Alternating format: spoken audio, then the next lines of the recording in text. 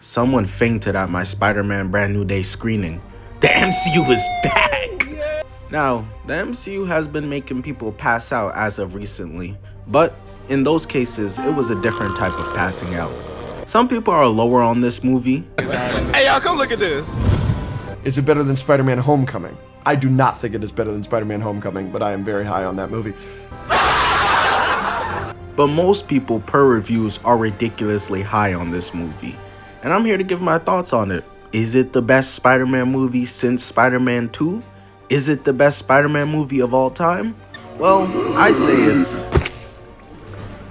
We'll get to where I'd rank this Spider-Man movie amongst the others and my rating out of 10 at the end. But first, let's get into the review.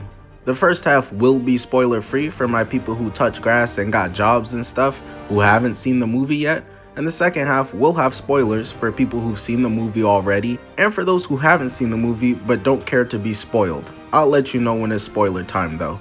And don't worry, I will be covering this movie fully when it drops digitally. I just had to get my thoughts out now. So starting off with my spoiler free section of the movie. First thing to mention is yes, Ned Leeds is still obese.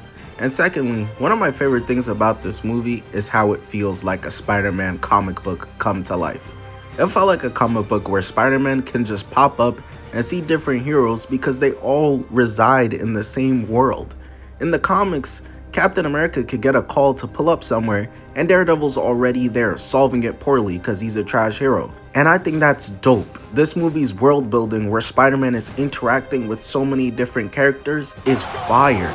Characters enter the movie, serve their purpose, have amazing interactions with Peter, and then dip. No one overstayed their welcome. There was a lot of concern before the movie came out that the movie may be too overstuffed with characters, and in the end it would just be a big mess, like Spider-Man 3, where you got 18 different villains and the fact that Mary Jane can't sing. Or in TASM 2, with 45 different plot points happening and nothing gets developed. We just supposed to believe Electro became bad cause he's a short bus rider. Like, okay bro. But that wasn't the case at all here. There are a small group of people who are complaining that it's overstuffed, but that doesn't make any sense to me. Every character, like I said, served a purpose and dipped. It felt like a comic book. Alex Coleman said it better than I ever could. Punisher is there for Pete's isolation. Hulk is there because Pete is fighting inner demons. MJ and Ned are there to show sacrifice. Yelena is there because she's felt the same thing that Peter's felt. And Sadie Sink's character aligns with Peter's arc. Everything serves a purpose. Maybe you were worried there would be 87 different villains, but there really isn't. There's only one central focus villain. People like Tombstone has a 5-second scene and didn't get a chance to do Spider-Man like this. Dude doesn't Damn! Scorpion is used as a tool for the main villain. It's all purposeful. They all bounce off Spider-Man perfectly while they're on screen and never steal the spotlight at all, or well, even try to. If y'all watched my Spider-Man rankings video, you know I'm low on Tom Holland's movies as Spider-Man. 2 of the bottom 3 are Tom Holland movies, and I don't feel like he truly becomes Spider-Man until No Way Home. In No Way Home, that was the first time he felt like he made the ultimate sacrifice like Spider-Man would. And now in this movie, it's an amazing transition from his character going from making the sacrifice to now he's suffering from that sacrifice and finding a healthy way of living with it. Because isolationism for no one is any way to live. It's a great character arc to continue off No Way Home that makes complete sense. This is Tom Holland's best performance as Spider-Man by far. I'd put his performance as Spider-Man in this movie up against any live action Spider-Man from any movie. That's how good he was. His action as Spider-Man is the best I've seen so far. Yes, I think it's better than Spider-Man 2's action. He's hitting niggas with the most insane Spider-Man PS4 finishers, then talking about chill bro, I don't kill. The swinging scenes and cinematography behind the swinging scenes were beautiful. They weren't quite TASM 2 level, that's like elite, but they were the best Tom Holland has had for sure. John Watts talking about, my advice to the new Brand New Day director, don't do practical swinging, it looks stupid. Man, shut your ass up.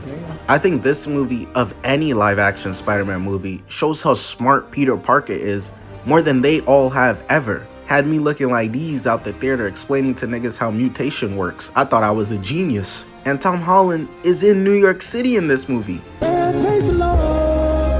And And the city is so important to the story, like how it should be. We don't need Spider-Man in Washington, D.C. or in Europe. We need Spider-Man in NYC, stopping drill rappers from producing more music, rescuing our ears like the GOAT he is.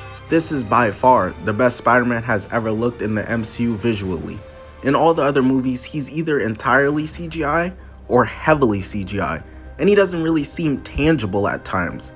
But here, that is a guy in a suit, and it looks really good. To think it really took 4 Spider-Man movies to get this. Yo, I'm pissed off again. Never let that nigga John Watts near Spider-Man again.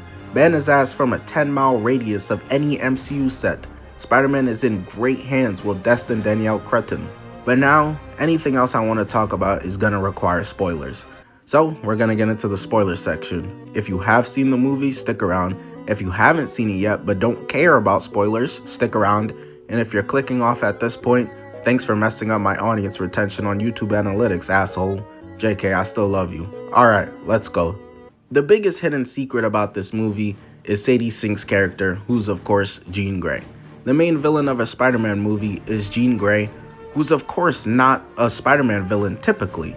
And this may seem odd to some people. I've seen that as a critique from some people, that the main villain isn't a Spider-Man villain. But I think Jean as the villain in this movie works perfectly for this particular story. I like Jean in this story a lot. Obviously, it's a setup to the fact that there are mutants in the MCU and to the X-Men, who we will see at some point. But her and Spider-Man were able to connect emotionally and feel each other's pain and understand each other's lives in a way where, I'm sorry, nigga Rhino as the main villain just couldn't do so. The one thing this movie has that I think that Tom Holland movies lacked a lot of outside of No Way Home is this movie had so much heart and emotion, which is a big reason why the Raimi movies were so great. And a lot of that heart and emotion stems from Jean, plus her dynamic with Spider-Man, of course. Both isolated, both viewed by the government as potentially dangerous, and lost someone close to them. And in the end, she helps him to understand this about himself because he didn't realize it. And he helps her to understand that she's not alone. I've been trying to do this alone myself, and I can't. Don't make the mistakes I made. She also unintentionally helps him with his mutation issues. In the movie, he's being more animalistic and aggressive, incapable of controlling himself, and her actions and words, while not meaning to, help him to understand that this isn't something that Spider-Man needs to neglect or try to suppress, like he's been doing the whole movie, because this mutation is still him. These mutations are part of him. He's not Spider-Man, he's not Peter Parker, he's both. And once he understands that, he gets an insane power buff and starts kicking more ass. I also find it interesting. Based on this setup, it looks like Spider-Man will be the reason the government has technology to suppress mutant abilities. If I'm Magneto, you gotta see me, lil nigga. But to get into specific moments of where this movie had so much heart for me, I gotta start with the scene you get of Spider-Man and Ned building Legos together. It's just so heartwarming seeing them being kids doing nerd voices just like they did back in high school when they used to goon together and had no friends. The Peter and MJ scenes are of course very emotional. The scenes where he sees her with another guy and he goes on a swing leaving the party. I feel bad for whoever was the first nigga to see Spider-Man after him witnessing that. He was pissed. And the cinematography on that depressing swing scene is great. A nighttime swing in the rain and perfectly fits how he's feeling in that moment. The scene where he kisses MJ thinking it's her, but it's really Jean Grey controlling her, and he completely lets out all the emotions he's been holding in, how much he's missed her and Ned. The scene where she finds the letter and she confronts him about it, making him reveal himself, and he tells her he loves her and she says, "Who are these niggas?" She tells him she doesn't love him straight to his face. She doesn't even know him. The relationship between him and Frank, the big bro, little bro dynamic is so light and fun. His dynamic with Jean is enough to make a grown man cry. She goes into his mind and it's a flashback to Aunt May giving him advice, which speaks directly to Jean because they're the same. He gets shot and then you see the hospital scene of how much he means to the city. And it was just beautiful. On the level of Spider-Man 2 getting carried in the train type of beautiful. At the end of the movie, Peter accepts that he can't do this alone, bringing his arc to the movie full circle. He's like, damn, no wonder that little nigga Naruto was so depressed all the time. And it seems like they're teasing that Ned might remember Peter from before getting his mind wiped by Bill Dr. Strange Cosby. That or he figured out that Peter is Spider-Man. They do kind of leave it ambiguous, but either way, I think that they are telling us that MJ and Ned are here to stay in the Spider-Man movies as Team Spider-Man, and I'm okay with that. I know a lot of people want Spider-Man 100% solo working, but I think the idea of him finding a nice balance between not being Iron Boy Jr. needing others to carry him, and not being 100% alone, having no friends, no family, no hoes, a balance between the two is a good place to have Spider-Man in. Now, where does this movie sit on the Spider-Man pantheon for me? I'm not gonna lie to y'all. I think this is my second favorite Spider-Man movie of all time, right behind Spider-Man 2, but it's close. Maybe this is recency bias. Maybe I'm nostalgia bias for even having Spider-Man 2 over it. I don't know. Y'all have your opinions. Y'all let me know. Special shout out to all the channel members. You know, you guys' names gonna be at the end of every video. Shout out to anyone who's watched this far in the video. You get a tease that The Flash is next. Yeah, gaming channel. Make sure y'all check that out. And I'll have an exclusive channel members only video probably this week, maybe the next one. Shout out to all y'all, and have a great day.